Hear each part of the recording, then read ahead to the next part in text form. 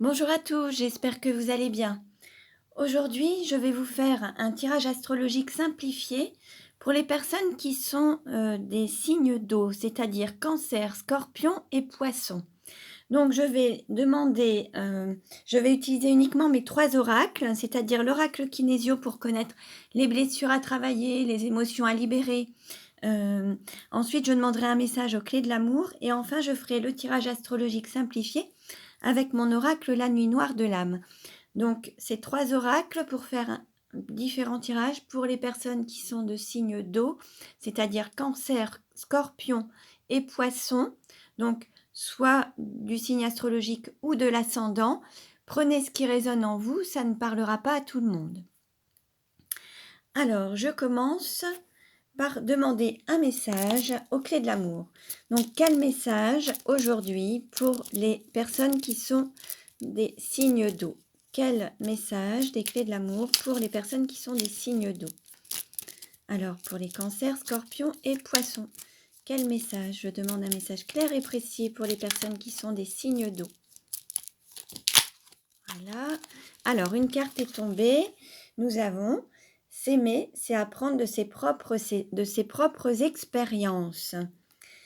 L'idée, c'est de vivre chaque jour en ayant conscience de ce que vous vivez, d'apprendre de vos épreuves, de comprendre, d'avoir des prises de conscience et d'apprendre, c'est-à-dire de ne pas renouveler toujours les mêmes erreurs ou les mêmes choses. C'est sortir grandi de ce que vous vivez, alors des épreuves ou des expériences que vous vivez. Chaque épreuve, faut la considérer comme une expérience de vie pour apprendre et tirer une leçon de ce que vous avez vécu. Donc s'aimer, c'est apprendre de ce que vous avez vécu, en les assimiler et puis les digérer. Voilà. Alors, je vais maintenant demander dans quelles émotions se trouvent les signes d'eau. Dans quelles émotions se trouvent les signes d'eau? Et nous avons le bâton. Le battant. Donc là, il se peut que certains ne visent que la réussite et refusent l'échec. Certains veulent réussissent tout ce qu'ils entreprennent en fait. Ce sont vraiment des personnes qui comme des entrepreneurs, des battants, des personnes qui vont au bout de leur objectif, qui se donnent tous les moyens de réussir, qui ont du mal à accepter l'échec et coûte que coûte, ils se battent pour réussir. Donc quand ils sont dans cette énergie de battant, en fait, ils se donnent tous les moyens de réussir et ils réussissent bien souvent.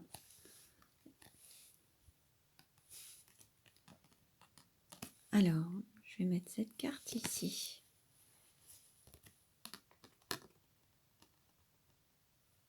Voilà. Alors, je vais maintenant faire le tirage astrologique simplifié. Donc, pour les personnes des signes d'eau, donc un tirage astrologique simplifié pour les personnes du signe d'eau.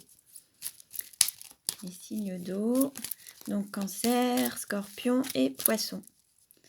Donc, ce tirage ne parlera pas à tout le monde. Prenez uniquement ce qui résonne en vous. Et vous pourrez aussi aller voir les autres vidéos pour avoir des informations complémentaires avec vos ascendants. Alors, je demande un message clair et précis. Alors là, on a une carte qui s'est retournée. Nous avons l'infini, le chemin, le recommencement, la boucle est bouclée.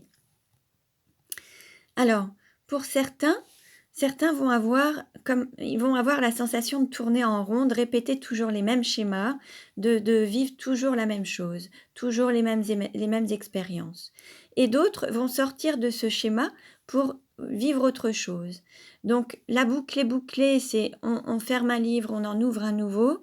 Et le recommencement, l'éternel recommencement, c'est lorsqu'on n'a pas vraiment appris de ces expériences et qu'on les revit à chaque fois. Donc là, l'idée, c'est d'apprendre de ces expériences. Le message du départ qui était « s'aimer, c'est apprendre de ses expériences ». L'idée, c'est d'apprendre de ces expériences pour ne pas revivre constamment les mêmes schémas, pouvoir sortir de certains schémas des schémas répétitifs, en fait, pour vraiment apprendre de ces expériences et passer à autre chose. Alors, je coupe. Donc, en dos de deck, nous avons équilibre des opposés, équilibre de la dualité.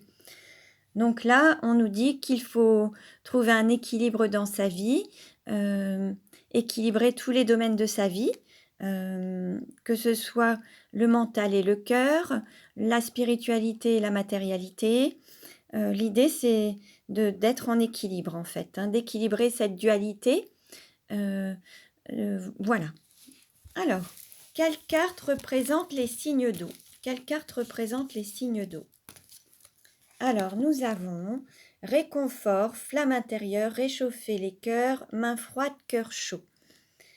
Donc là, on va dire que vous êtes connecté à votre intériorité. Cette flamme intérieure, c'est ce qui vous permet de réchauffer les cœurs. C'est vraiment d'être aligné à votre intériorité, d'écouter cette flamme intérieure, cette intuition, ce guide interne en fait. Et c'est ce qui vous permet d'avoir du réconfort. Quelle carte représente l'argent pour les signes d'eau? Nous avons paix et pureté.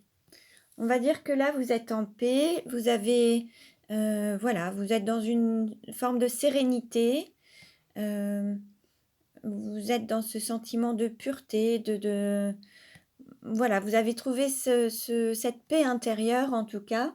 Peut-être qu'aujourd'hui, il n'y a pas de peur ou de crainte par rapport à l'aspect financier. Vous êtes rassuré, vous êtes serein. Et puis, peut-être que c'est aussi cette grande valeur d'être en paix, d'avoir cette sérénité, ça fait partie d'une grande valeur. Peut-être que vous avez réussi, avec cette flamme intérieure, à trouver cette paix intérieure également. Quelle carte représente le cours ou la formation? Alors, nous avons intuition, femme solitaire. Alors, peut-être qu'il faut, à travers ces expériences, apprendre à écouter votre intuition, vous faire confiance à cette énergie yin, c'est-à-dire cette énergie féminine, cette intuition, ces ressentis en fait. Là, l'idée, c'est d'apprendre à s'écouter et à accueillir ses intuitions, ses ressentis. Pour d'autres, il se peut que vous soyez des femmes solitaires et que vous vous recentriez sur votre intériorité, justement. Et c'est ce qui va vous permettre d'apprendre de vous-même et d'aller, à travers peut-être la méditation ou certaines connexions, c'est ce qui va vous permettre d'aller au plus profond de votre intériorité pour apprendre à vous connaître. C'est peut-être ça aussi. Voilà. Quelle carte représente la maison ou l'intériorité? Alors, nous avons l'amour vrai, la réciprocité. On va dire que, alors chez vous, dans votre foyer, il y a ce sentiment d'amour réciproque, authentique, sincère. Alors, ça peut être à l'intérieur de vous ou dans votre maison, votre foyer. L'amour vrai, la réciprocité, le soutien. Là, vous êtes voilà, dans quelque chose d'authentique, réciproque et sincère. Quelle carte représente le cœur? Alors, nous avons le rêve bleu, rêver de sa moitié d'âme, se retrouver dans les rêves. Alors, peut-être que dans votre cœur, vous avez une autre personne à laquelle vous pensez beaucoup, ou vous pourriez rêver, hein, vous pourriez rêver de cette personne. Il se peut que, voilà, il y ait une personne, ou alors un idéal, ou un fantasme, en fait. Voilà, prenez ce qui résonne en vous. Au niveau de votre cœur, votre intériorité, ce qui reste caché, ce qui reste un rêve un petit peu, hein.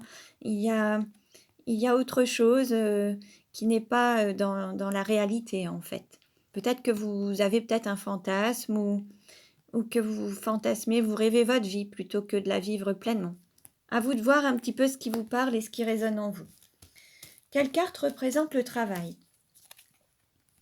Nous avons cible, objectif, direction, flèche de Cupidon. L'idée, c'est peut-être d'être en accord alors avec soi-même et avec les autres et prendre cette direction de l'amour, être dans l'amour tout simplement et suivre son chemin dans l'amour en fait, hein. Ça fait partie peut-être de cette mission de vie, de cette mission d'âme, de vivre dans l'amour en fait, hein. Quelle carte représente votre autre? Alors, nous avons confiance et avoir la foi. Donc en fait, que ce soit vous ou votre autre, quand même, il y a alors c'est 2 flammes. Alors il se peut qu'il y ait aussi une histoire de flammes jumelles, hein. Vous voyez, ça fait 2 bougies, 2 flammes. L'un et l'autre, vous êtes alignés, vous êtes dans votre intériorité, la foi, la confiance, aussi bien confiance en vous que confiance en votre autre. Et votre autre aussi, lui ou elle, hein, a confiance, en la vie, en lui ou en elle ou en votre amour, c'est reconnecté à une certaine foi, hem, et peut-être que vous êtes aussi, protégés. Voilà. Quelle carte représente la sexualité? Alors, nous avons départ, adieu, au revoir. Hem,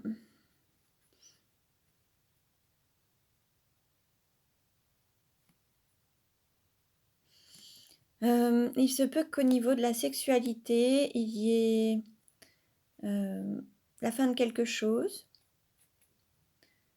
pour être en paix, en fait, pour atteindre une certaine quiétude, certaine paix, une paix intérieure. Peut-être, qu'il y a un éloignement, heu, il n'y a pas forcément de sexualité, en fait. Il y a comme un éloignement, peut-être que alors on voit ici, une femme avec des enfants et un homme qui part. Peut-être que parfois, heu, la vie familiale ou la vie dans la vie de couple, la vie avec la femme, s'est peut-être plus préoccupée de ses enfants, était plus mère que femme, que maîtresse, en fait. Elle a peut-être oublié ce côté, femme, elle s'est peut-être oubliée à travers son rôle de mère, en fait. Et ce qui fait qu'il y a eu un éloignement avec, son mari ou son autre, en fait. Parce qu'elle s'est peut-être consacrée, à ses enfants et elle s'est oubliée elle et son mari, en fait. Donc la relation, la sexualité, tout ça, il y en a peut-être eu moins, il y a eu un éloignement parce qu'elle s'est peut-être plus consacrée à ses enfants. Bon, prenez ce qui résonne en vous, hein. Quelle carte représente le voyage? Alors, nous avons beauté, séduction, magnificence et rayonnement. Alors, le voyage. Hem, hem,